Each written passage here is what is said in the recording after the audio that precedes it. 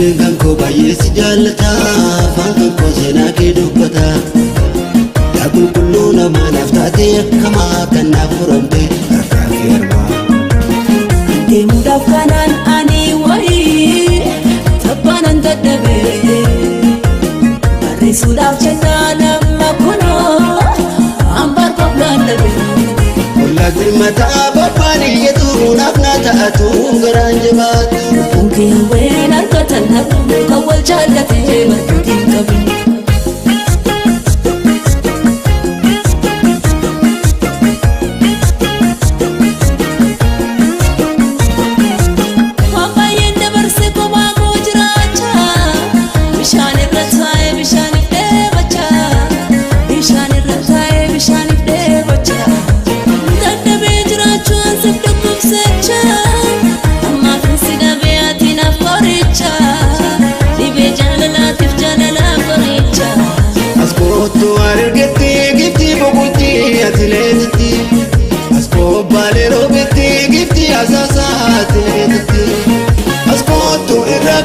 Shurrubbaa gadhiisi taphannaa.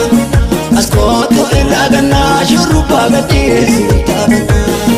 Askootu dabbasaa gadhiise hin sirbinaa.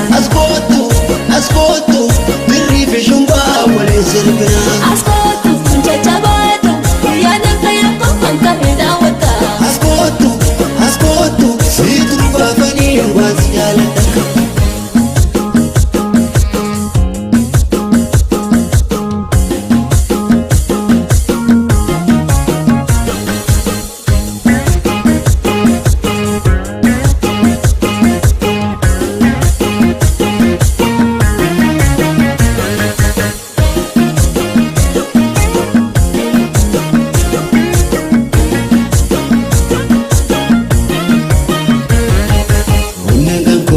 Si jaallata, afaan koo seenaa kee dubbata. Yaa qulqulluu namaaf taatee akkamaa kan naaf furamte harkaa fi harmaa. Deemuudhaaf kanaan ani wayii taphaanan dadhabee barreessuudhaaf jennaan amma kunoo hambaan qophaan dhabee. Wanta namni jedhu natti hin dhangeffamtu, haala fuutee taatee kadhattoon hin gattu. Onneen kee hawween argatan dhabuu namni falmatee bakkuu qabu.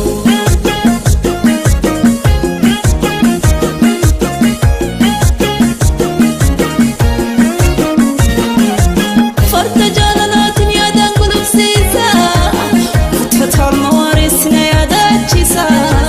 Lafaatee jirtu eenyutu na hambisa, gubbaa jaalalaan saamaltu qabbaneessa. Inni maa yaada saabsaan hin haayyisa, garaasiif madaa'e maaliin hin fayyisa.